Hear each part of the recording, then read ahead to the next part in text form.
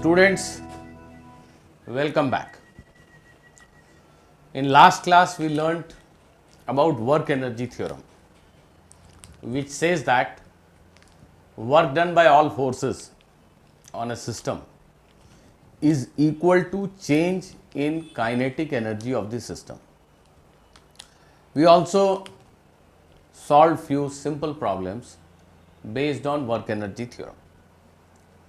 Today, let us learn what is law of conservation of mechanical energy, and then we will try to learn how to identify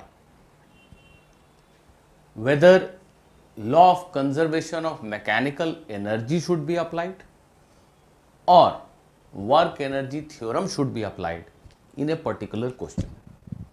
So, students, let us learn law of conservation of mechanical energy. Law of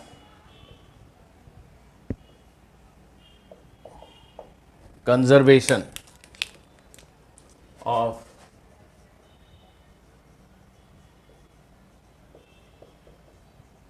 mechanical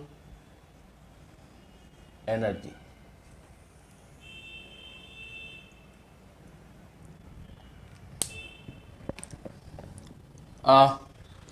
We need to start from work energy theorem. Work done by all forces is equal to change in kinetic energy. I am writing it as delta K. Delta K stands for change in kinetic energy.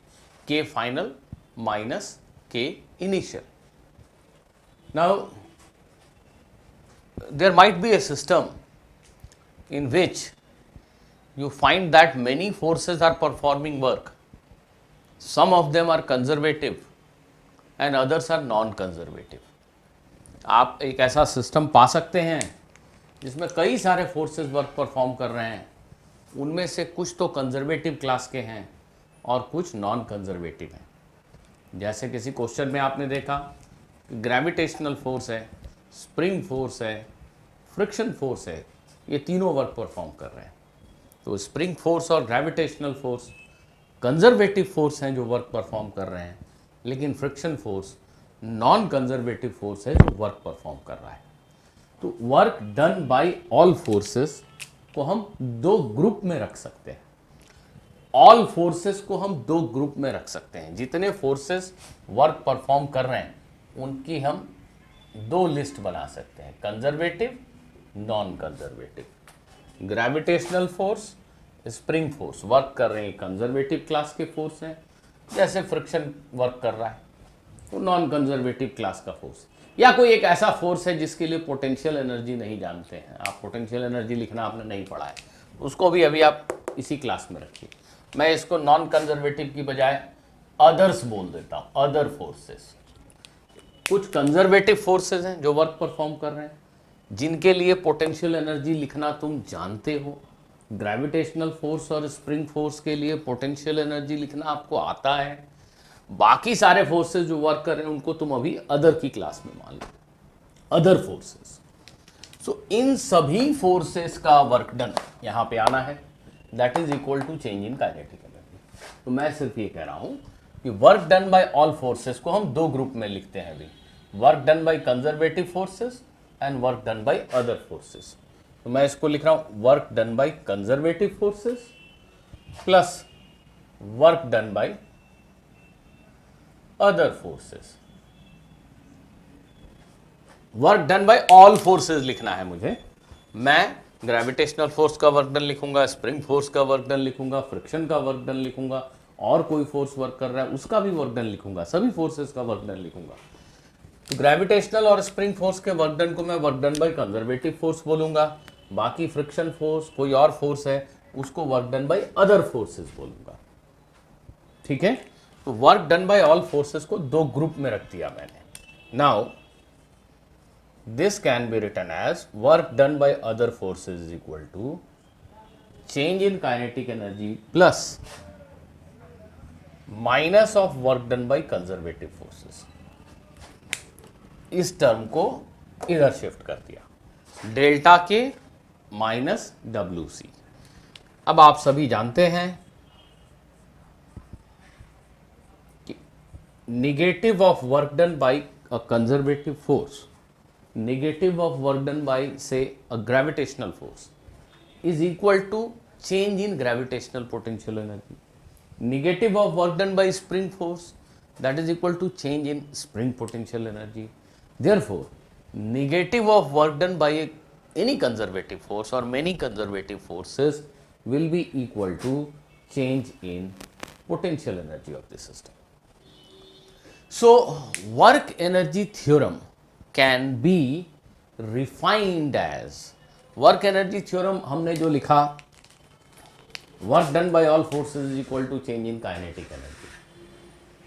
Same work energy theorem को हम ऐसा भी बोल सकते हैं, work done by other forces is equal to change in kinetic energy plus change in potential energy. यहाँ work done by other forces का meaning क्या है? Work done by all forces apart from conservative forces. Gravitational force, spring force जो work perform कर रही है उसको आप यहां पे मत लिखिए।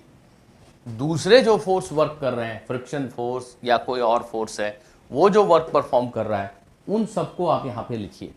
Work done by other forces को यहां पे लिखिए, कंजर्वेटिव फोर्स के वर्क डन को लेफ्ट साइड में मत लिखिए। That is equal to change in kinetic energy plus change in potential energy of this system. Actually, conservative forces का वर्क डन कहाँ गया? वो इस तरफ आया और negative of work done by conservative force को हमने लिख दिया चेंज इन पोटेंशियल एनर्जी। तो कंजर्वेटिव फोर्सेस का वर्क डन है इस इक्वेशन में, पर हम उसके corresponding basically change in potential energy लिख रहे हैं। ऐसा बोलना और ऐसा लिखना शायद with little bit of practice आपको ज़्यादा आसान लगेगा as compare to this. Work done by other forces, gravitational force work कर रहा है, स्प्रिंग फोर्स वर्क कर रहा है, उसका वर्क डन नहीं लिखेंगे, उसके लिए हम चेंज इन पोटेंशियल एनर्जी लिखेंगे। Change in gravitational potential energy, change in spring potential energy plus change in kinetic energy, that is equal to work done by all other forces. Other forces, friction force, any other force. So this is, you can say this is modified form of work energy theorem. Modified work energy theorem.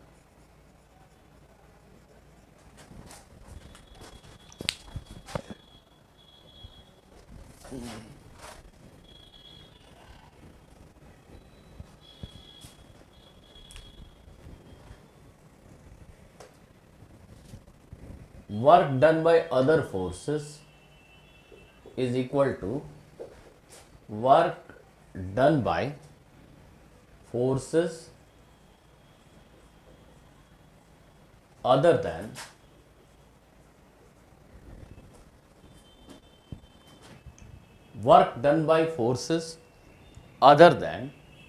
conservative forces. अभी आपके course में अभी तक जो हमने पढ़ाई पढ़ी है उसमें मेनली दो ही कंजर्वेटिव फोर्स हैं जिनके लिए पोटेंशियल एनर्जी लिखना हम जानते हैं, ग्रेविटेशनल फोर्स और स्प्रिंग फोर्स। तो मोटी बात यह है कि ग्रेविटेशनल फोर्स और स्प्रिंग फोर्स के वर्क डन को हम लेफ्ट साइड में नहीं लिखा करेंगे, बाकी कोई फोर्स है उसके वर्क डन को यहाँ लिखेंगे। That will be equal to change in kinetic energy plus change in potential energy of the system. Now if work done by other forces is 0, एक ऐसा सिस्टम है जिसमें वर्क परफॉर्म करने वाला फोर्स सिर्फ ग्रेविटेशनल फोर्स है, सिर्फ spring force है, या ग्रेविटेशनल फोर्स और स्प्रिंग फोर्स दोनों है, पर इनके अलावा कोई और फोर्स वर्क परफॉर्म नहीं कर रहा है। अगर एक ऐसा सिस्टम हम ढूंढ पाते हैं जिसमें ग्रेविटेशनल फोर्स और स्प्रिंग फोर्स के अलावा कोई और फोर्स वर्क नहीं कर रहा है, इन दैट केस ये जो work done by other forces है ये जीरो हो जाएगा, this will go to zero. So if work done by other forces is zero, then it simply means that change in kinetic energy plus change in potential energy of the system is zero. change in kinetic energy plus change in potential energy of the system is 0. Sum of change in kinetic energy plus potential energy of the system is 0. Kinetic energy plus potential energy together is known as mechanical energy. So we can say change in mechanical energy is 0.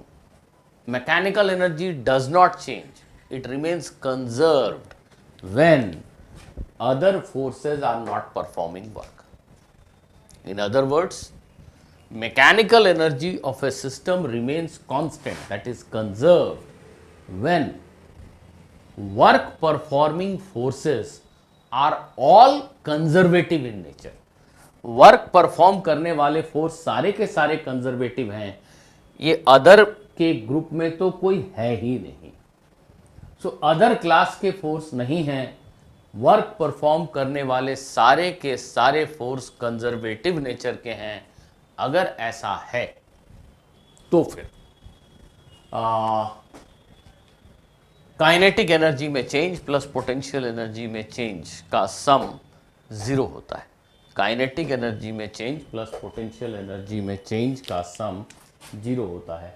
That is change in mechanical energy of the system is 0. We say that mechanical energy is conserved, it does not change. यहाँ मैं लिख देता हूँ ऐसा, इसको आपको थोड़ा expand करके.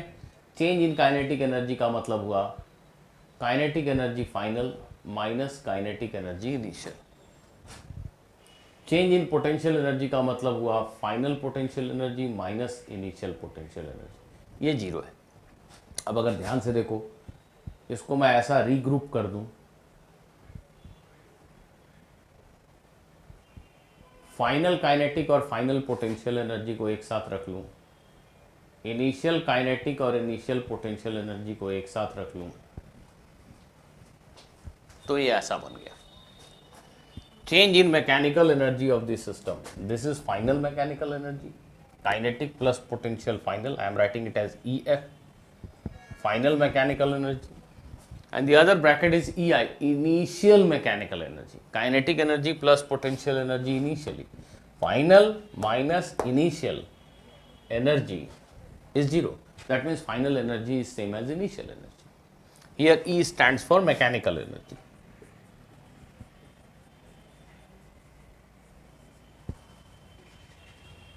In other words, you can say Kf plus Uf is Ki plus Ui. Kf plus Uf is equal to Ki plus Ui. Kf plus Uf, final kinetic energy, final potential energy.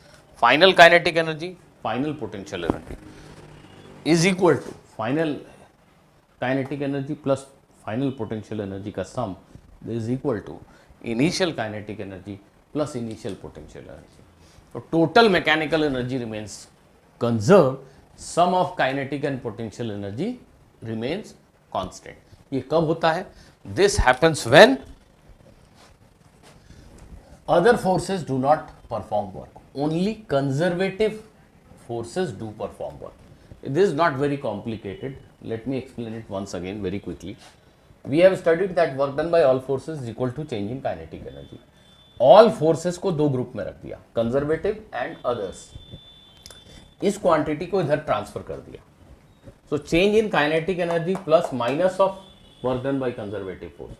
Negative of work done by conservative force is change in potential energy. So change in kinetic energy plus change in potential energy is work done by other forces. Work done by other forces is equal to change in kinetic energy plus change in potential energy. And you can call this as modified work energy theorem. इस theorem में हम इस तरफ left side में सिर्फ other forces का work done लिख रहे हैं, that is equal to change in kinetic energy plus change in potential energy. Work done by other forces means work done by forces apart from conservative force. अब एक ऐसा system आपने देखा जिसमें अदर फोर्सेस का वर्क डन 0 है. If work done bye others is 0, then this quantity is 0. Sum of change in kinetic energy plus change in potential energy is 0.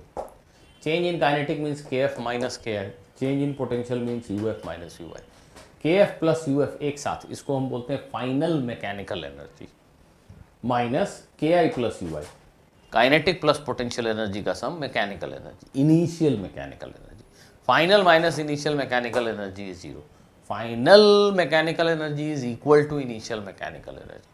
So mechanical energy has not changed. कब? When other forces do not perform work. So in words we can say that law of conservation of mechanical energy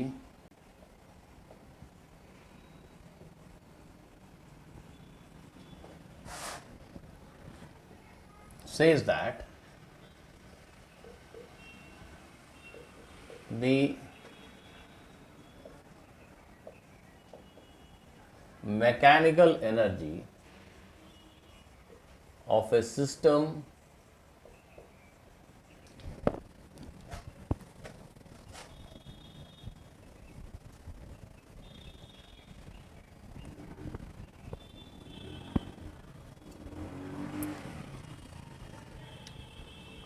remains conserved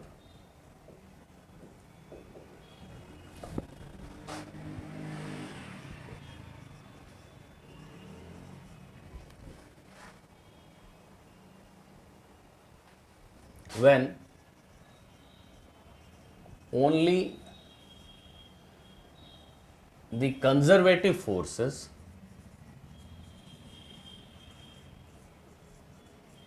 perform work.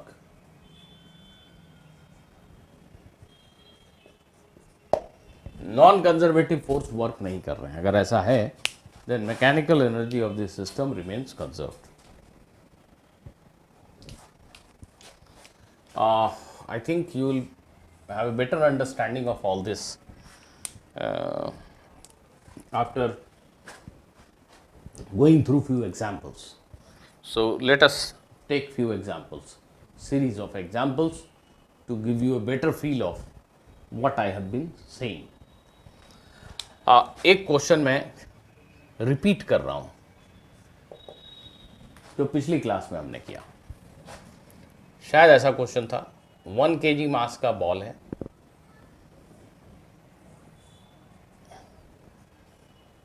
इसको 20 metre height से छोड़ दिया. When it is about to hit the ground, its speed is 15 meter per second. Find work done by air resistance force on the ball. Find work done by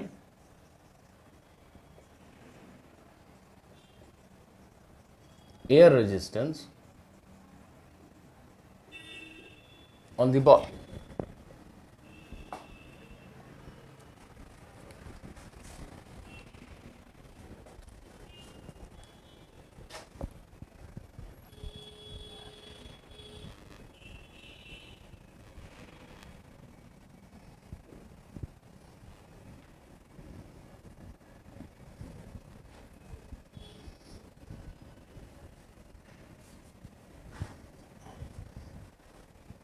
Find work done by the air resistance force on the ball. इसको हमने work energy theorem से सॉल्व किया था.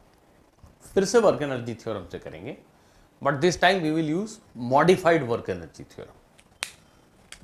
ये ball जब नीचे गिर रहा है, इस पे दो फोर्स एक्ट कर रहे हैं, mg और air resistance force. Air resistance force is of course opposite to the direction of motion. mg और एयर रेजिस्टेंस फोर्स, इन दो फोर्सेस में mg जो है ये कंजर्वेटिव है. इसके बारे में तो हमें कोई जानकारी ही नहीं है, तो हम ये क्लेम तो कर ही नहीं सकते कि ये कंजर्वेटिव फोर्स है. एयर रेजिस्टेंस फोर्स के बिहेवियर के बारे में हमें कुछ नहीं पता. इनफैक्ट ये एक तरह का फ्रिक्शनल फोर्स है, ये नॉन कंजर्वेटिव है. एनीवे, हम नहीं जानते उसके बारे में. उसके करस्पॉन्डिंग कोई पोटेंशियल एनर्जी हमने नहीं पढ़ा है, तो उसको हम अदर क्लास के फोर्स में ही रखेंगे. This is other force. अब work energy theorem modified form में क्या था? Work done by other forces is equal to change in kinetic energy plus change in potential energy, था ना? या change in mechanical energy. Kinetic final, potential final. Minus kinetic initial potential energy. देख लीजिए ये ठीक से लिखा है मैंने, change in kinetic energy plus change in potential energy या change in mechanical energy.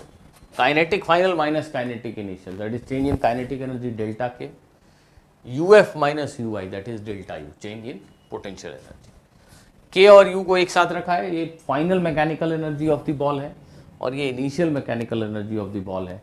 Change in mechanical energy is equal to work done by other force, और अदर फोर्स की क्लास में यहाँ पे एयर रेजिस्टेंस फोर्स है। So work done by air resistance force is equal to, it directly gives you work done by air resistance force, work done by other force. Conservative force का work done यहाँ नहीं लिखेंगे। Conservative force का work done क्या हमने भुला दिया? नहीं, उसी के लिए तो यहाँ पोटेंशियल एनर्जी आया है। फाइनल काइनेटिक एनर्जी, ये बॉल की इनिशियल पोजीशन है, ये बॉल की फाइनल पोजीशन है। बॉल को छोड़ा, ये गिरता हुआ यहाँ पहुंचा, ये इनिशियल पोजीशन, ये final position. Final kinetic energy of the ball half m v square, half m v square, mass is 1 kg, final speed is 15। Final potential energy, जब ग्रेविटेशनल पोटेंशियल एनर्जी लिखने की बात होती है तो हम कहीं भी रेफरेंस लेवल ले सकते हैं। रेफरेंस लेवल ग्राउंड है, मींस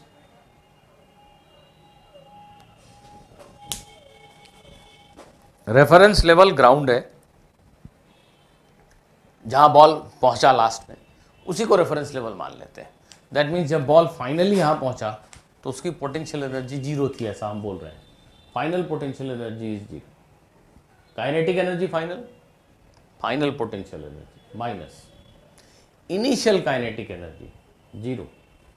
बॉल को यहां रेस्ट से रिलीज किया, काइनेटिक एनर्जी 0 थी।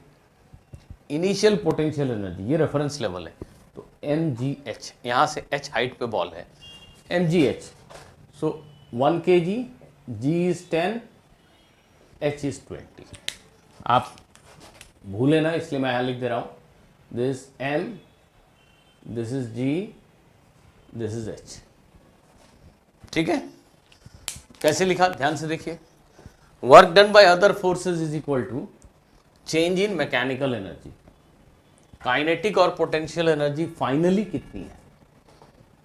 Potential 0, kinetic half m v square. Kinetic और पोटेंशियल एनर्जी इनिशियली कितनी है? कोई काइनेटिक एनर्जी नहीं है और potential energy mgh, 1 × 10 × 20। So work done by air resistance force is 112.5 minus 200 minus 87.5 joule. पिछले क्लास में जो हमने इस क्वेश्चन को सॉल्व किया था उसमें हमने लेफ्ट साइड में work done by all forces is equal to change in kinetic energy लिखा था। तो work done by gravitational force, work done by air resistance force, that is equal to change in kinetic energy. Now I have used modified work energy theorem, जो कह रहा है कि left side में सिर्फ अदर फोर्सेस का work done लिखिए। Gravitational force conservative class का फोर्स है, उसका वर्क डन यहां लिखने की जरूरत नहीं है। ओके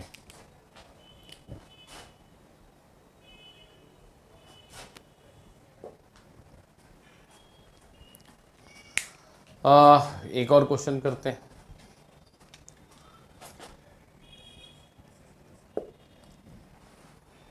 देखिए, ये एक स्मूथ स्लाइड है,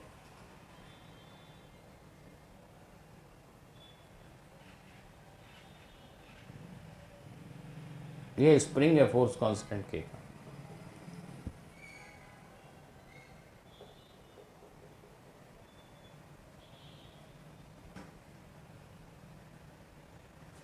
यहां से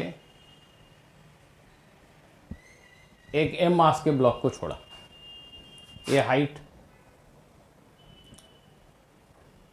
h है, यहां से h नीचे स्प्रिंग है, ठीक है। ये ब्लॉक को यहां से छोड़ा, छोटा ब्लॉक है, m मास का, स्मूथ स्लाइड है, कोई फ्रिक्शन नहीं। ये ब्लॉक ऐसा स्लाइड करता हुआ आया और स्प्रिंग को कंप्रेस करता है। फिर से आपको बताना है maximum compression in the spring.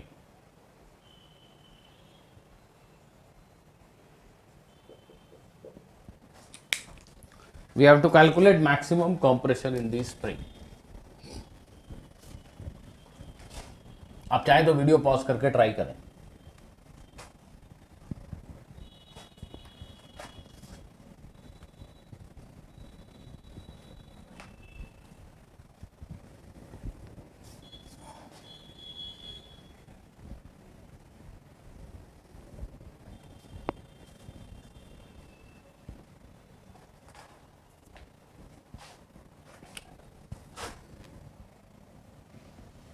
देखो पिछली क्लास में हमने ऐसा कुछ एक क्वेश्चन किया था और आप शायद समझते हैं कि जब स्प्रिंग में मैक्सिमम कंप्रेशन होगा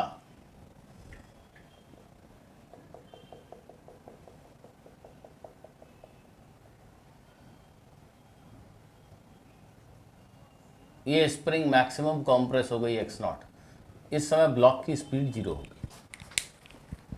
अगर हम पूरे फेनोमेना को समझें, ब्लॉक जब स्लाइड करता हुआ नीचे आएगा तो उसकी ग्रेविटेशनल पोटेंशियल एनर्जी घट रही है और स्पीड काइनेटिक एनर्जी बढ़ रही है। इस स्लाइड पे फिसलते समय ब्लॉक पर सिर्फ एक ही फोर्स वर्क कर रहा है, वो है ग्रेविटेशनल फोर्स mg। फ्रिक्शन है नहीं, नॉर्मल रिएक्शन वर्क करता नहीं, क्योंकि नॉर्मल रिएक्शन हर समय वेलोसिटी के परपेंडिकुलर है। कोई भी चीज इस पाथ पे चल रही है, वेलोसिटी टेंजेंट के अलॉन्ग है, नॉर्मल रिएक्शन नाम ही है normal, perpendicular to surface. Power of normal reaction force, rate of doing work by normal reaction force is 0। किसी भी छोटे डिस्प्लेसमेंट में, एक छोटा डिस्प्लेसमेंट dr लें तो dr और n परपेंडिकुलर है, किसी भी छोटे डिस्प्लेसमेंट में नॉर्मल रिएक्शन फोर्स वर्क नहीं कर रहा है। नॉर्मल रिएक्शन फोर्स एक्ट कर रहा है, वर्क नहीं कर रहा है। लग रहा है फोर्स है पर वो वर्क नहीं कर रहा है, उसको भूल जाओ। नॉर्मल रिएक्शन फोर्स वर्क नहीं कर रहा है। जब ये ब्लॉक फिसल रहा है तो सिर्फ mg वर्क कर रहा है। mg वो कैसा फोर्स है? कंजर्वेटिव फोर्स है। सिर्फ कंजर्वेटिव फोर्स वर्क करे तो मैकेनिकल एनर्जी रिमेन्स कंजर्व्ड। तो ये ब्लॉक जब स्लाइड करता हुआ नीचे जा रहा है उसकी मैकेनिकल एनर्जी कंजर्व्ड है। मैकेनिकल एनर्जी का मतलब हुआ काइनेटिक और पोटेंशियल एनर्जी का सम टोटल। काइनेटिक और पोटेंशियल एनर्जी का सम टोटल कांस्टेंट है। जैसे बातचीत में आसानी के लिए मान लो mgh की वैल्यू 100 जूल है, मान लो ये ब्लॉक यहां रेस्ट से छोड़ा, काइनेटिक एनर्जी इसकी 0 थी, काइनेटिक एनर्जी 0 थी, पोटेंशियल एनर्जी mgh 100 थी इनिशियली। अब ये ब्लॉक फिसलता फिसलता यहां आया, उसकी स्पीड बढ़ गई, स्पीड बढ़ गई तो काइनेटिक एनर्जी 40 हो गई। इस समय ब्लॉक जब यहां है उसकी हाइट कम है तो mgh वाली पोटेंशियल एनर्जी घट गई, वो 60 हो गई। 60 प्लस 40 मिलके अभी भी 100 है। टोटल मैकेनिकल एनर्जी जो है वो 100 थी, अभी भी 100 है, अभी भी 100 है। जब ये ब्लॉक फिसलता हुआ यहां पहुंचा उसकी स्पीड और बढ़ गई, अब उसकी काइनेटिक एनर्जी 80 हो गई, पोटेंशियल एनर्जी 20 है, टोटल एनर्जी तो अभी भी 100 है, क्योंकि मैकेनिकल एनर्जी कंजर्व्ड है। कैसे पता हमें? वर्क परफॉर्म करने वाला फोर्स mg है जो कंजर्वेटिव क्लास का फोर्स है। जब सिर्फ कंजर्वेटिव फोर्सेस वर्क करें तो मैकेनिकल एनर्जी कंजर्व होती है, इसलिए पता है। जब ये ब्लॉक फिसलता फिसलता यहां पहुंचा तो उसकी पोटेंशियल एनर्जी ग्रेविटेशन वाली खत्म हो गई, mgh 0, यही रेफरेंस लेवल है, यहाँ 0 हाइट पे आ गए तो सारी एनर्जी काइनेटिक हो गई 100, पोटेंशियल एनर्जी 0, टोटल एनर्जी अभी भी 100। टोटल एनर्जी नहीं बदल रही है, टोटल मैकेनिकल एनर्जी कंजर्व्ड है जब तक सिर्फ कंजर्वेटिव फोर्सेस वर्क परफॉर्म कर रहे हैं। सिर्फ कंजर्वेटिव फोर्स वर्क परफॉर्म कर रहे हैं, टोटल मैकेनिकल एनर्जी कंजर्व है। अब ये ब्लॉक आगे चला, 100 यूनिट इसके पास मैकेनिकल एनर्जी है, स्प्रिंग को कंप्रेस करना शुरू किया। अब इसकी स्पीड फिर से घटने लगी, इसकी जो स्पीड है वो फिर से घटने लगी। इसकी स्पीड घटी तो काइनेटिक एनर्जी 100 से घट के फिर 80 हो गई। यहाँ 100 थी, यहाँ 100 थी। स्प्रिंग को कंप्रेस किया, स्प्रिंग ने फोर्स लगाया, इसकी स्पीड घट गई, काइनेटिक एनर्जी 80 हो गई। अब 20 joule energy spring potential energy. Spring force भी कंजर्वेटिव क्लास का फोर्स है, उसके वर्क परफॉर्म करने से भी मैकेनिकल एनर्जी नहीं बदलती। जब ये ब्लॉक स्प्रिंग के साथ इंटरैक्ट कर रहा है तो स्प्रिंग पोटेंशियल एनर्जी बढ़ रही है, लेकिन total mechanical energy of the system is still constant at 100 because work performing forces are all conservative. Friction अगर होता तो गड़बड़ हो जाता, मैकेनिकल एनर्जी बदल जाती, पर नहीं है। वो स्प्रिंग फोर्स कंजर्वेटिव है, उसके एक्ट करने से मैकेनिकल एनर्जी नहीं बदलती। थोड़ी देर बाद और आगे चले, स्पीड और घट गई, काइनेटिक 50 हो गई, स्प्रिंग वाली हाफ के एक्स स्क्वायर एनर्जी 50 हो गई, टोटल 100 है। थोड़ा और आगे चले, ब्लॉक रुक गया, इसकी काइनेटिक 0 हो गई। अब सारी energy 100 unit spring potential energy, total mechanical energy अभी भी 100 है। समझ रहे हो क्या हो रहा है? सारी energy mgh gravitational potential energy थी, जो धीरे धीरे काइनेटिक एनर्जी में बदल गई। अब सारी एनर्जी स्पीड वाली काइनेटिक एनर्जी है। जब स्प्रिंग फुली कंप्रेस्ड है तो सारी एनर्जी स्प्रिंग पोटेंशियल एनर्जी में बदल गई। धक्का देना शुरू किया, स्प्रिंग ब्लॉक रुका नहीं रहेगा, एक पल के लिए रुका, तो स्प्रिंग फोर्स लग रहा है। अब ये ब्लॉक वापस ऐसे चलेगा, फिर से स्प्रिंग में कंप्रेशन घटने लगा तो स्प्रिंग पोटेंशियल एनर्जी घट के 50 हो गई, बाकी 50 इसकी स्पीड वाली काइनेटिक एनर्जी है। स्प्रिंग ने थोड़ा और पुश किया, यहां तक आया, ब्लॉक की स्पीड वापस इतनी हो गई कि उसकी काइनेटिक एनर्जी 100 हो गई, स्प्रिंग अपने नेचुरल लेंथ में आ गई, उसकी पोटेंशियल एनर्जी 0 हो गई, टोटल काइनेटिक एनर्जी 100 हो गई। अब ब्लॉक 100 काइनेटिक एनर्जी के साथ चला। अब जैसे जैसे ऊपर क्लाइंब करना शुरू किया, फिर ये mgh वाली पोटेंशियल एनर्जी बढ़ने लगी, 20 60, यहाँ पहुँचते पहुँचते फिर से 100, फिर से सारी potential energy mechanical energy potential energy बन गई, ग्रेविटेशनल पोटेंशियल। ये ब्लॉक वापस से फिसल के जाएगा, स्प्रिंग को उतना ही कंप्रेस करेगा और फिर वापस यहाँ तक आएगा। तो पहले ब्लॉक की पोटेंशियल एनर्जी बनती है उसकी काइनेटिक एनर्जी, काइनेटिक एनर्जी से वो कन्वर्ट होती है स्प्रिंग पोटेंशियल एनर्जी में, स्प्रिंग वापस ब्लॉक को पुश करके काइनेटिक एनर्जी रिटर्न कर देता है और ब्लॉक वापस क्लाइंब करता है उसी हाइट तक, सारी एनर्जी फिर से ग्रेविटेशनल पोटेंशियल एनर्जी बन जाती है। So this way the block will keep oscillating, the total mechanical energy remains conserved. किसी भी जगह पे सिस्टम के किसी भी स्टेज में हम चेक करें तो टोटल मैकेनिकल एनर्जी कंजर्व्ड है।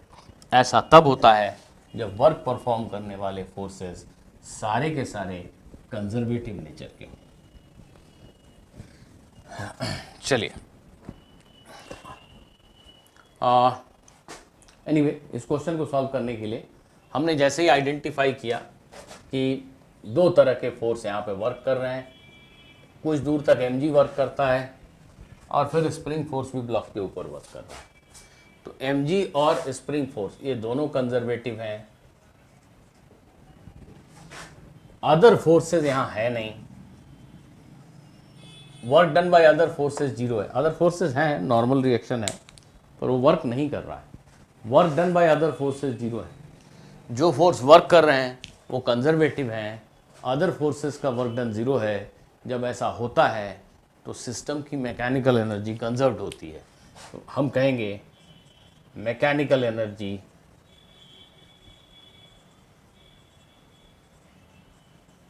Is conserved. Mechanical energy of the system is conserved. So ऐसा ये इनिशियल डायग्राम है सिस्टम का। ब्लॉक यहां है, स्प्रिंग रिलैक्स्ड, ये इनिशियल पोजीशन है लेटस, और ये फाइनल पोजीशन है। Spring is fully compressed, block is at rest. System initially कैसा था, फोटो खींचा, ये फोटो दिखा। फाइनली जिस समय हम चाहते हैं कि जब ब्लॉक रुक गया है कॉम्प्रेशन निकालो, वो मेरा फाइनल पोजीशन है। फाइनल पोजीशन में सिस्टम कैसा था, फोटो खींचो, ऐसा था। ये इनिशियल और ये फाइनल। इस समय की मैकेनिकल एनर्जी और इस समय की मैकेनिकल एनर्जी सेम है। इनफैक्ट मैकेनिकल एनर्जी तो किसी भी पॉइंट ऑफ टाइम पे सेम है, पर क्वेश्चन को सॉल्व करने के लिए हमने डिफाइन किया कि ये मेरा इनिशियल पोजीशन है और ये मेरा फाइनल पोजीशन। ऐसा नहीं कि ये फाइनली यहां रुक जाएगा, ये वापस चलता रहेगा, ऐसा ऐसा, वो अलग चीज है। पर क्वेश्चन में पूछा गया मैक्सिमम कंप्रेशन इन स्प्रिंग निकालो, तो हमने अपनी तरफ से डिफाइन किया है कि ये फाइनल पोजीशन, ये इनिशियल और ये फाइनल।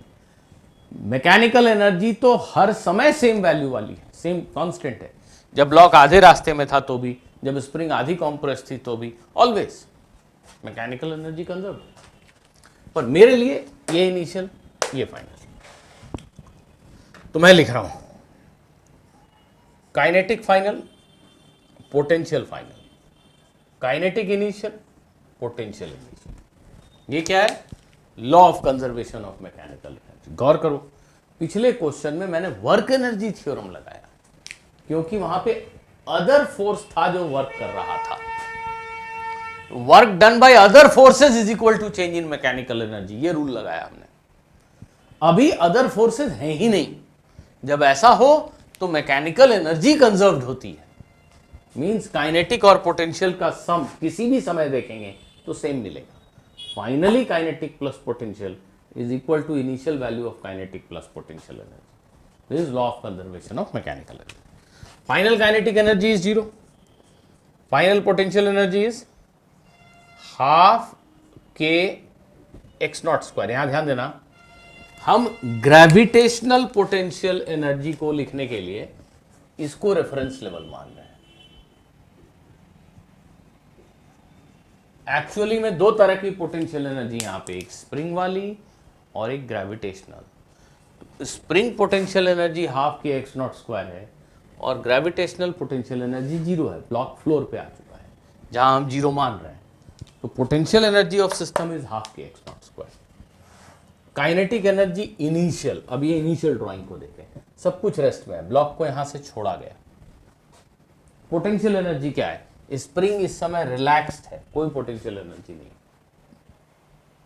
ब्लॉक रेफरेंस लेवल से h हाइट पे है, इसलिए पोटेंशियल एनर्जी mgh है। ग्रेविटेशनल पोटेंशियल एनर्जी mgh है, स्प्रिंग वाली पोटेंशियल एनर्जी है नहीं।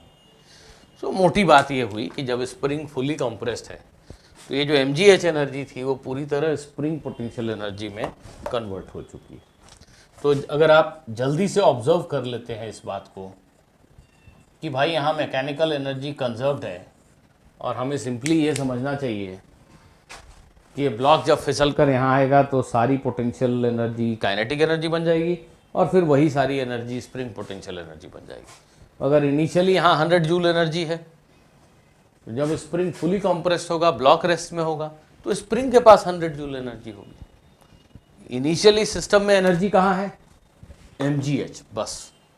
फाइनली सिस्टम में एनर्जी कहाँ है, स्पीड नहीं है, mgh नहीं है, हाफ के एक्स स्क्वायर है। तो जो फाइनल हाफ के एक्स स्क्वायर एनर्जी है वो इनिशियल mgh एनर्जी के इक्वल होगा। सिंपल इतना ऑब्जर्वेशन करके हम डायरेक्टली अगली बार से जब आप क्वेश्चन बनाएं तो डायरेक्टली लिख दें हाफ के x naught square is equal to mgh, because mechanical energy is conserved. Students, I hope कि आपको ये बात समझ में आ रही है कहाँ पे वर्क एनर्जी थ्योरम अप्लाई करना है और कहाँ पे law of conservation of mechanical energy apply करना है।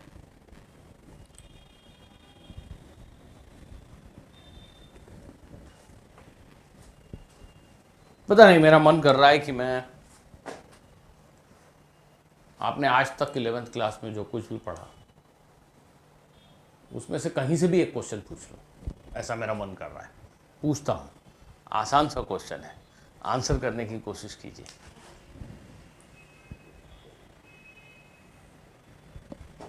हाँ, मेरा मूड खराब हो गया है, ठीक समझ रहे हो, मैं कुछ भी पूछ रहा हूँ, पूछूंगा, सॉल्व करके बताओ। A projectile is projected at a speed of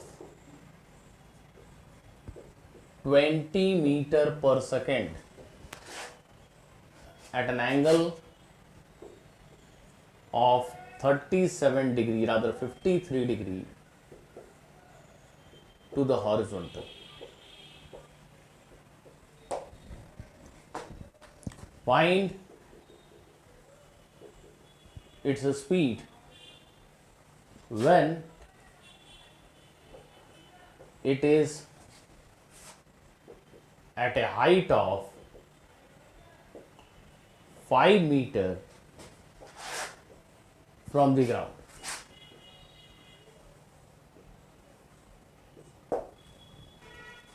Of course, we will neglect air resistance. There is no air resistance. Value of small g is 10.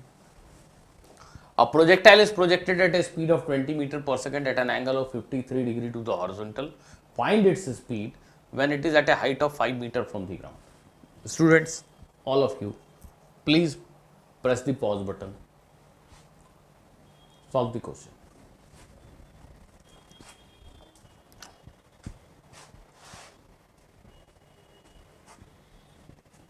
अगर आपने समझा कि ये प्रोजेक्टाइल मोशन चैप्टर का क्वेश्चन है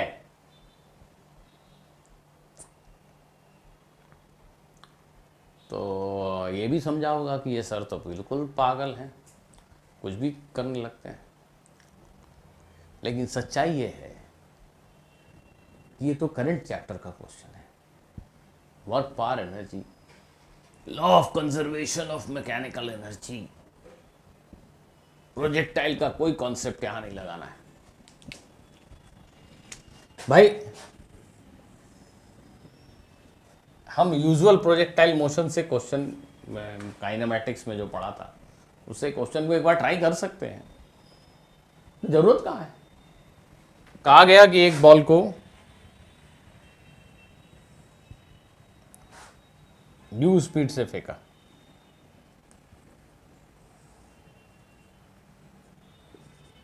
एट सम एंगल थीटा। जब ये ball किसी हाइट h पे है तो उसकी स्पीड बताओ।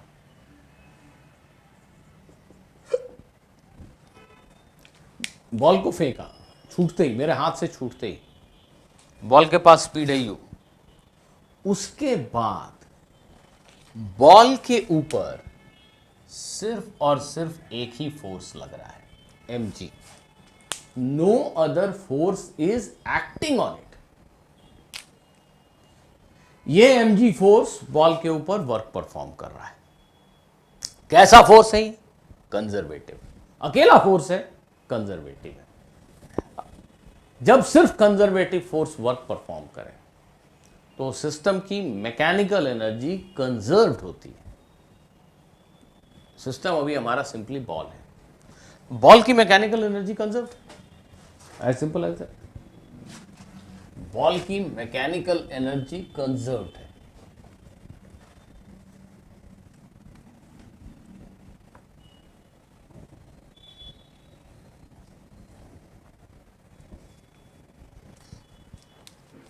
ठीक है, तो हम लिख सकते हैं mechanical energy final is equal to mechanical energy initial. Kinetic और पोटेंशियल एनर्जी का सम फाइनली किसी भी पॉइंट पे is equal to kinetic plus potential energy का सम इनिशियल। बॉल इनिशियली यहां था, ये इनिशियल पोजीशन है। फाइनल पोजीशन मैं अपनी सहूलियत से इसको मान रहा हूं, द बॉल एच हाइट पे। पूरे मोशन में बॉल की टोटल एनर्जी कांस्टेंट है भाई, kinetic plus potential energy constant है। जितनी काइनेटिक प्लस पोटेंशियल एनर्जी यहां थी उतनी यहां है। रेफरेंस लेवल फिर से ग्राउंड को ही मान लेते हैं, इसी को रेफरेंस लेवल मान लेते हैं। ये रेफरेंस लेवल मतलब यहां पोटेंशियल एनर्जी जीरो। जब बॉल यहां था तो उसकी potential energy zero, initial potential energy zero. जी, kinetic energy half mv square. Final kinetic energy v पता करना है, final potential energy mgh, reference level से h हाइट पे mgh, kinetic energy initial half mu square, u क्या है initial velocity, और potential energy initial that is of course zero. यहां पे बॉल की पोटेंशियल एनर्जी कितनी थी, जीरो। सो यहां की एनर्जी हाफ mu स्क्वायर थी, पोटेंशियल जीरो। इस जगह पे पहुंचे तो थोड़ी काइनेटिक है, थोड़ी पोटेंशियल एनर्जी। यहां सारी एनर्जी काइनेटिक थी, उसी एनर्जी का कुछ हिस्सा यहां पोटेंशियल एनर्जी बन गया है, बाकी बचा हिस्सा काइनेटिक एनर्जी है। तो हो गया, ये एम एम एम हटा दीजिए, एम की जरूरत नहीं आपको, यू पता है, एच पता है, you can calculate v. So v square will be equal to u square minus 2gh। देखिए सिंप्लीफिकेशन ठीक से की, v square is equal to u square minus 2gh। So u is, according to the question, u is 20 meter per second. Even this theta is not required. 2gh is 5 meter. So this is 400 minus 100, 300.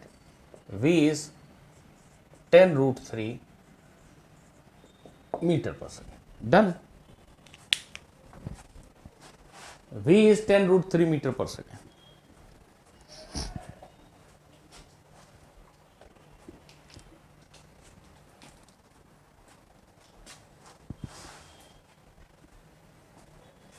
बेटा अगर question में ये कहा गया होता कि ball की velocity बताओ जब वो 5 मीटर हाइट पे, तब शायद सिर्फ एनर्जी कंजर्वेशन से काम नहीं चलेगा। यहां जो काइनेटिक एनर्जी है उसमें v स्पीड है, वेलोसिटी का सिर्फ मैग्नीट्यूड है उसमें, पार्टिकल किधर मूव कर रहा है इसके बारे में कोई इंफॉर्मेशन नहीं। अगर ये पूछा जाए कि वेलोसिटी का डायरेक्शन क्या है, तब थोड़ा काइनेमैटिक्स का फंडा लगाना ही पड़ेगा। लेकिन सिर्फ स्पीड पूछा गया है, स्पीड मतलब काइनेटिक एनर्जी पूछी गई है, तो हमें एक बार ख्याल आ जाना चाहिए कि मैकेनिकल एनर्जी कंजर्वेशन से क्वेश्चन बन सकता है। ठीक है, चल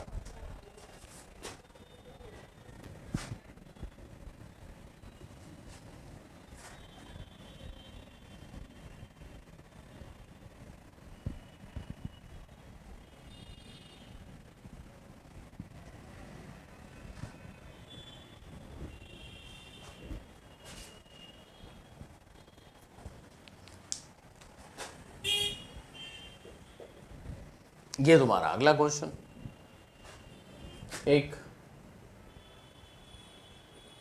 सिंपल पेंडुलम है,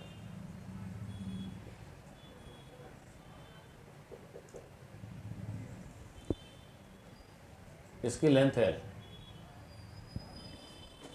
ठीक है, ये बॉब है। इस पेंडुलम को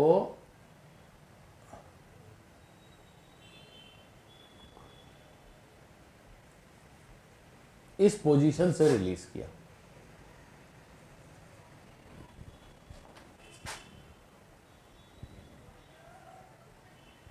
ये एंगल है, अच्छा नहीं लग रहा है, रुक जाओ,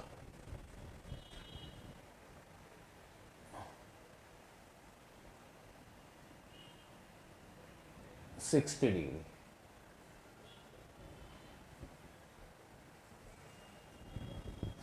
ये पेंडुलम सस्पेंडेड है, इसको पकड़कर मैं यहां ले गया, स्ट्रिंग 60 डिग्री से डिफ्लेक्टेड है और यहां से छोड़ा, pendulum is release from point A, या bob is release from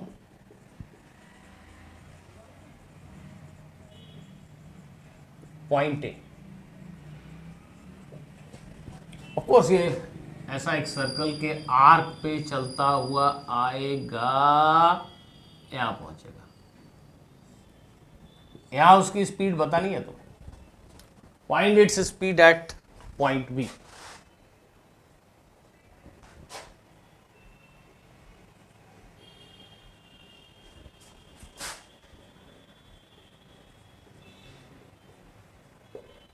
Find its speed at point P.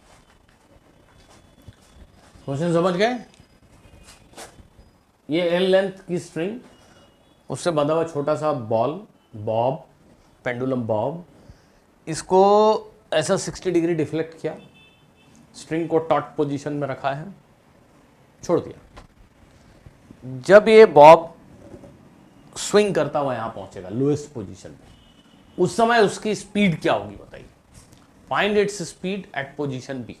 Please all of you pause the video and give it an honest try.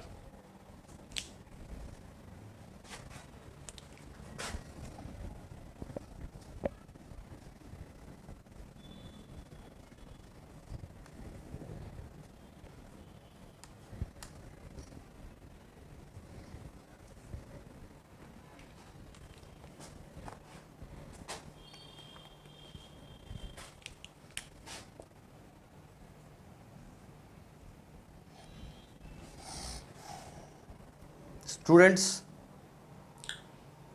इस pendulum bob पे कौन कौन से forces act कर रहे हैं?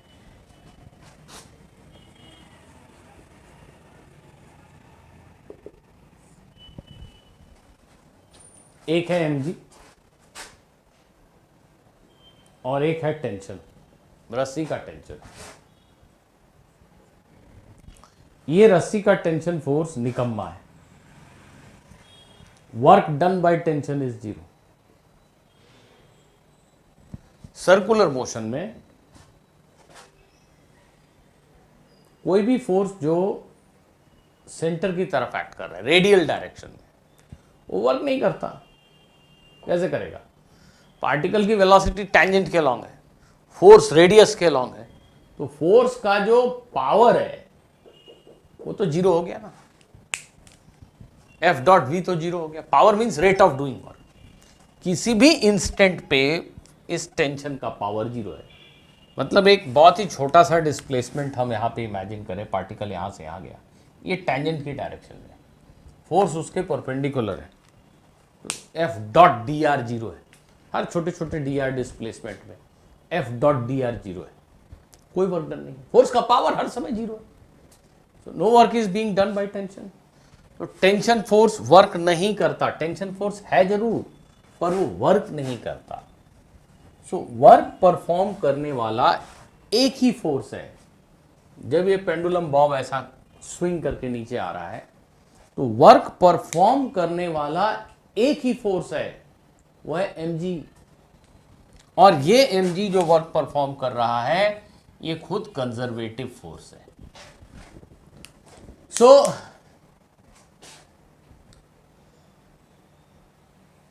Force act 2 कर रहे हैं। एक टेंशन है जो वर्क ही नहीं कर रहा, उसके बारे में सोचना ही बेवकूफी है। क्यों सोचें उसके बारे में? किनारे करो। mg फोर्स वर्क कर रहा है, पर वो कंजर्वेटिव है। जब सिर्फ कंजर्वेटिव फोर्सेस वर्क कर रहे हो, तो मैकेनिकल एनर्जी कंजर्व्ड होती है। ये पेंडुलम बॉब यहां से छोड़ा गया, तो इसके पास ढेर सारी पोटेंशियल एनर्जी है, ग्रेविटेशनल पोटेंशियल एनर्जी। ये जैसे जैसे नीचे आता है, उसकी ग्रेविटेशनल पोटेंशियल एनर्जी कम होती है, स्पीड वाली काइनेटिक एनर्जी बढ़ती जाती है। ये जैसे जैसे नीचे आता है, ग्रेविटेशनल पोटेंशियल एनर्जी कम होती है, स्पीड वाली काइनेटिक एनर्जी बढ़ती जाती है। जब वो यहां पहुंचा, उसके पास बहुत स्पीड है। अगर आप इसी को रेफरेंस लेवल मान लें, 1 मिनट, ये लोएस्ट पोजीशन को ही रेफरेंस लेवल मान लें, तो यहां पोटेंशियल एनर्जी 0 हो गई। जितनी पोटेंशियल एनर्जी यहां थी, वो सब काइनेटिक एनर्जी बन गई। एनर्जी, मैकेनिकल एनर्जी, काइनेटिक और पोटेंशियल का सम कांस्टेंट है। यहां अगर ये mgh वाली एनर्जी 100 जूल थी, काइनेटिक 0 थी, तो जब यहां पहुंचा तो ठीक है, दोनों कुछ कुछ थे, एक 60 था, एक 40, दोनों मिलकर 100। जब यहां पहुंचे तो पोटेंशियल खत्म, अब काइनेटिक एनर्जी ही 100 है। एनर्जी एक फॉर्म से दूसरे फॉर्म में कन्वर्ट हो रही है, पोटेंशियल एनर्जी धीरे धीरे काइनेटिक में कन्वर्ट हो गई। इसके बाद ये पेंडुलम बॉब वापस इधर ऊपर चलेगा, फिर से काइनेटिक एनर्जी घटने लगेगी और हाइट वाली mgh पोटेंशियल एनर्जी बढ़ने लगेगी। ये बॉब फिर से इस तरफ इतनी ही हाइट पे जाके रुकेगा, बिल्कुल सेम हाइट पे जाके यहां रुकेगा। क्यों? क्योंकि उसकी सारी काइनेटिक एनर्जी जो 100 यूनिट थी खत्म होकर पोटेंशियल एनर्जी बन गई। फिर से वापस यहां पहुंचेगा तो उसकी काइनेटिक एनर्जी 100 हो गई, पोटेंशियल खत्म हो गई, फिर वो इस हाइट तक जाएगा। वो ऐसा स्विंग कर रहा है। It's mechanical energy always remains conserved. तो अभी हमसे कहा गया है कि इस पोजीशन में बॉब की काइनेटिक एनर्जी को या स्पीड को लिख के बताइए। हम इसको इनिशियल पोजीशन और इसको फाइनल पोजीशन अगर कहते हैं, kinetic energy at B plus potential energy at B is kinetic energy at A plus potential energy at A. Kinetic energy at A, potential energy at A. ठीक है।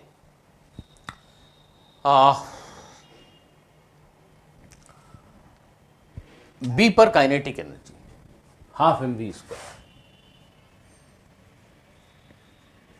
B पर potential energy 0, यही reference level लिया है। ए पर kinetic energy 0, rest से छोड़ा था, इस बॉब को यहां रेस्ट से रिलीज किया था। और ए पर पोटेंशियल एनर्जी,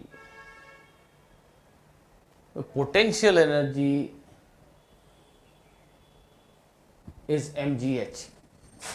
रेफरेंस लेवल से कितने ऊपर थे हम, ये इंपॉर्टेंट है। रेफरेंस लेवल से कितने ऊपर थे।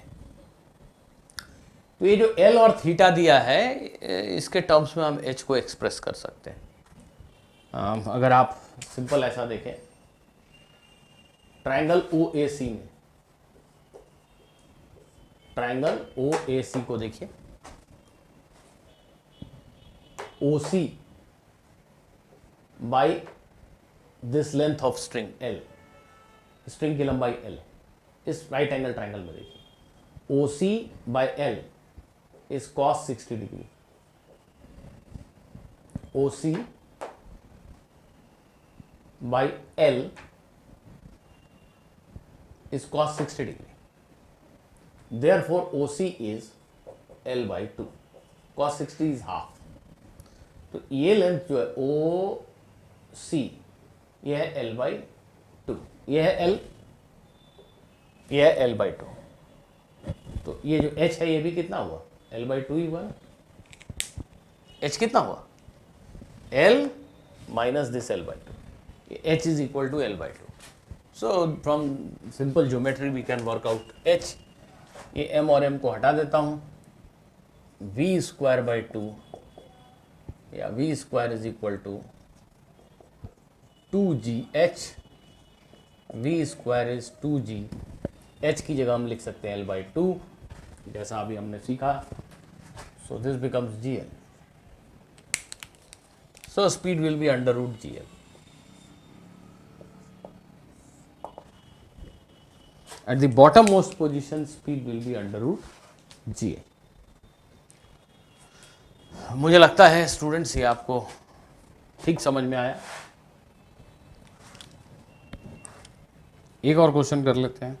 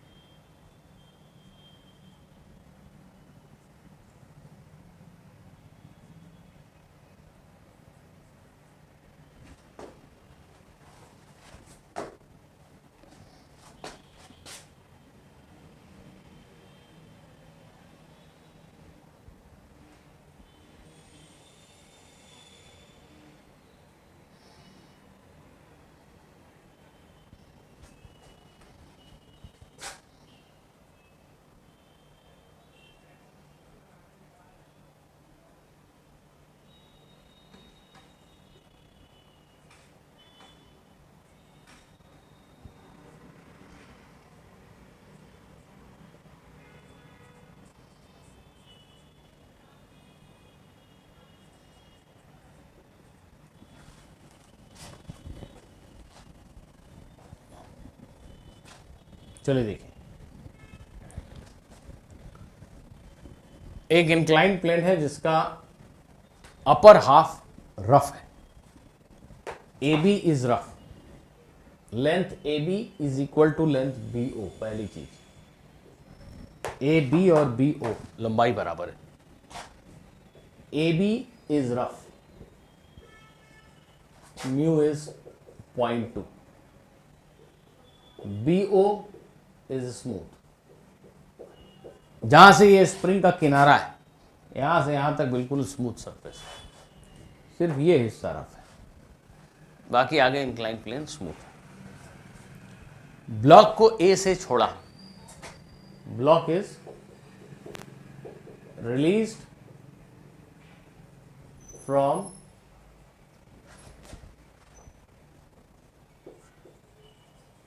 ए, find maximum compression in the spring। ये ब्लॉक नीचे आके स्प्रिंग को कंप्रेस करता है, मैक्सिमम कंप्रेशन आपको बताना है।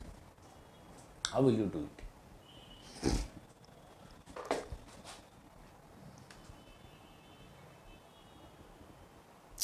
Give it a try, press the pause button.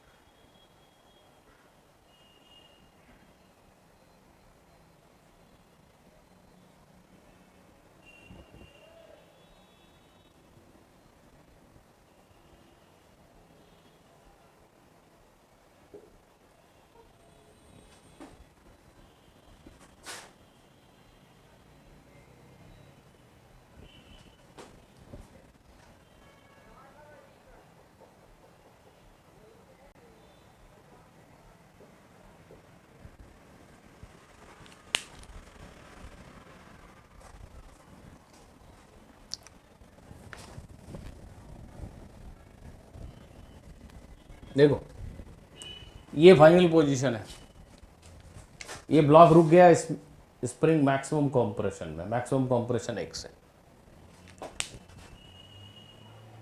Block रुक गया, इस समय स्प्रिंग मैक्सिमम कंप्रेशन में, हमें यही एक्स कैलकुलेट करना है।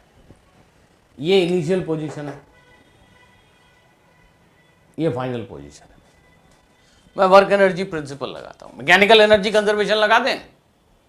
नहीं, कुछ हिस्से में फ्रिक्शन ने वर्क किया, फ्रिक्शन नॉन कंजर्वेटिव क्लास का फोर्स है।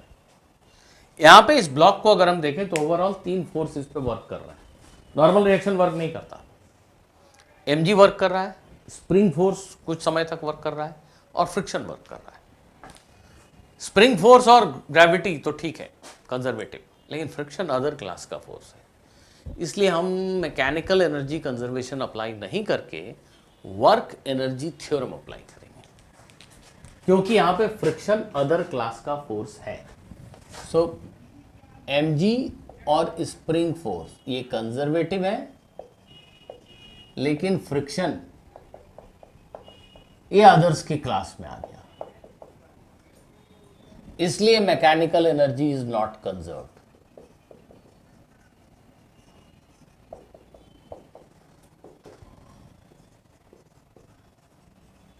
राइट? हम वर्क एनर्जी थ्योरम लगाएंगे, कैसे लगाएंगे?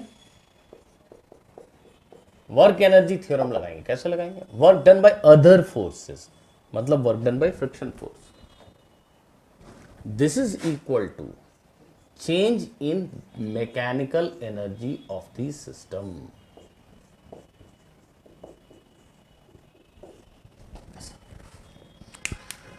Work done by other forces is equal to change in mechanical energy of the system, kinetic plus potential final minus kinetic plus potential initial। चलिए करते हैं। Basically करना क्या है? Fill in the blanks. Fill in the blanks means अब आपको ये सारे टर्म्स लिखने हैं यहाँ पे। What is work done by friction? जब ये ब्लॉक यहाँ से यहाँ स्लाइड कर रहा था तो फ्रिक्शन फोर्स तो शायद लिख लोगे ना तुम लोग, mu into m g cos theta. Friction force कितना होगा, म्यू इंटू एन। ये समझ जाओगे सभी लोग शायद। 0.2, m is 1 kg, g is 10, cos 37 is 4/5.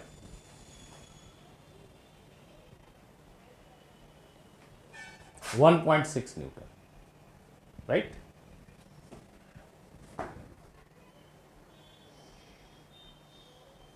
ठीक। अब work done by friction force, यहां फिलिंग द ब्लैंक्स कर रहा हूं। अच्छा, ये भी समझ जाओगे, कहां समझते हो कुछ।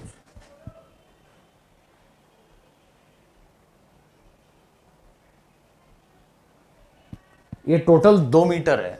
अगर ध्यान से देखोगे तो ये जो OA लंबाई होगी, OA ये 2 मीटर है।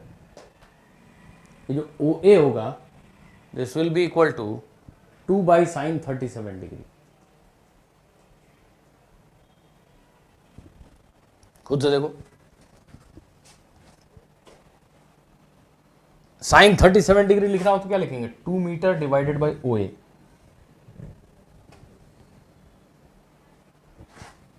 sin 37 is 2/OA. Sin 37 is 3/5. So OA is 10/3 meter. OA इसका आधा है AB, मतलब AB is 5/3 meter. So work done by friction force will be minus F into distance AB. F is friction force, AB is the distance over which friction acts. ये friction ऐसा है और A से B तक ही friction लगा, तो displacement इधर AB के बराबर, फ्रिक्शन उल्टे डायरेक्शन में, इसलिए minus F dot R, FR cos 180 degree, cos 180 degree minus 1. So this will be equal to change in kinetic energy. देखो, ये इनिशियल पोजीशन है, ये फाइनल पोजीशन है। फाइनल काइनेटिक एनर्जी, ब्लॉक रुक चुका है। फाइनल पोटेंशियल एनर्जी लिखना है मुझे। अब यहां 2 तरह की पोटेंशियल एनर्जी है, एक ग्रेविटेशनल वाली और एक स्प्रिंग वाली। तो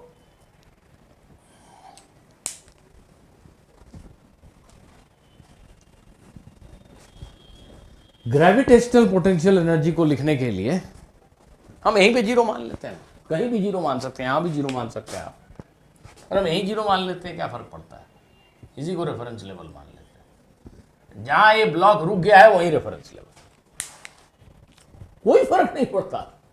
सो फाइनल पोटेंशियल एनर्जी लिखने में gravitational potential energy zero, kinetic final zero, gravitational final zero, लेकिन स्प्रिंग कॉम्प्रेस्ड है बाई x, तो हाफ के एक्स स्क्वायर।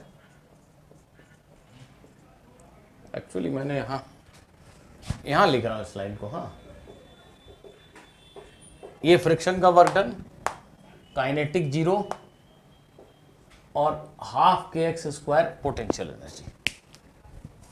कैसे लिखा, फाइनल डायग्राम देख रहे हैं। हाफ के X square potential energy, gravitational potential यही जीरो मान ली, रुक चुका है ब्लॉक, काइनेटिक जीरो है, final kinetic zero, final potential. अब minus initial kinetic energy, block को रेस्ट से छोड़ा, इनिशियल पोटेंशियल एनर्जी। क्या स्प्रिंग में कोई कंप्रेशन है, एक्सटेंशन है? नहीं, स्प्रिंग में कोई पोटेंशियल एनर्जी नहीं। जो पोटेंशियल एनर्जी है वो ग्रेविटेशन वाली। और रेफरेंस लेवल का ध्यान रखना, हमने यहां रेफरेंस लेवल लिया है, तो ये हाइट लिखना है मुझे, ये हाइट, ये हाइट। ये ब्लॉक जहां रुका ये रेफरेंस लेवल है, इससे कितना ऊपर था ओरिजिनली ये ब्लॉक, ये हाइट मुझे लिखना है। तो मैं लिखूंगा mgh। ध्यान दीजिएगा, फ्रिक्शन फोर्स 1.6, AB की वैल्यू कितनी हो गई, ये लेंथ कितना कैलकुलेट किया था, 10/3 मीटर AO। उसका आधा 5/3 मीटर।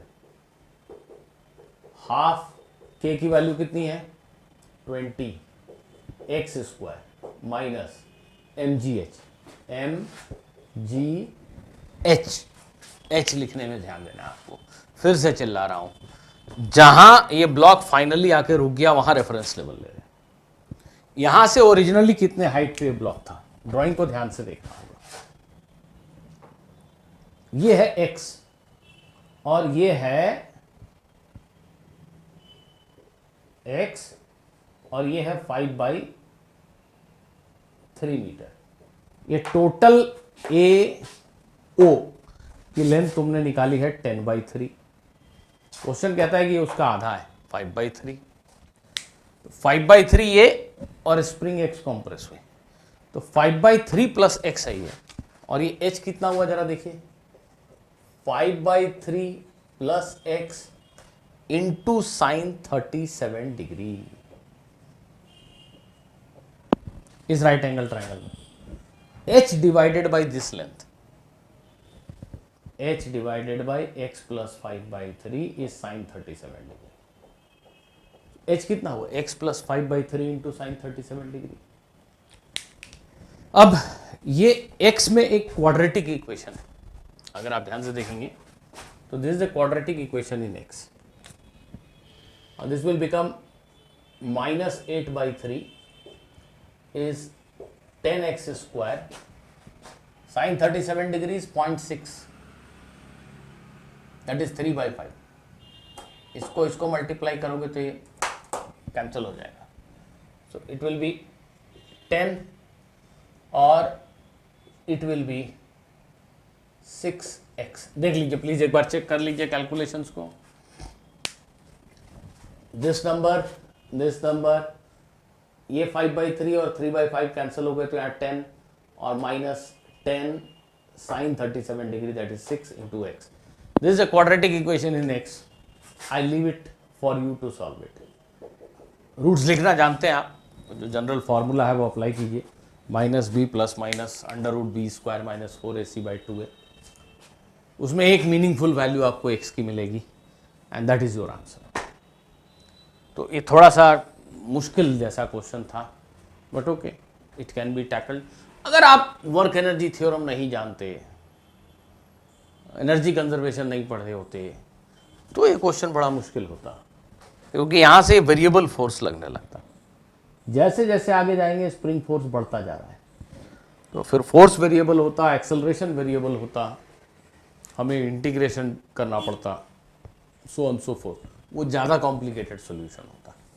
तो by using work energy technique ये क्वेश्चन फिर भी काफ़ी सिंपल हो गया है, और ये उतना मुश्किल नहीं है जितना दिख रहा है। आप एक बार फिर से प्रैक्टिस कीजिए इसको, आप समझ पाएंगे कि मैं क्या कह रहा हूँ। सो स्टूडेंट्स, आई विश कि आप सभी लोग आज की क्लास में जितने एग्जाम्पल्स हमने किए उसको एक बार दोबारा ज़रूर रिपीट करेंगे। With practice only you will learn where to use work energy theorem, where to use energy conservation. So that's all in today's class. Thank you.